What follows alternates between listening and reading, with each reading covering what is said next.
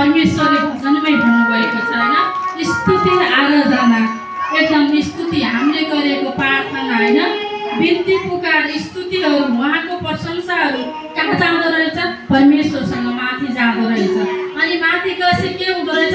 गमुगै हुँदो रहेछ त, हुँदो रहेछ नि। आशिष दिएको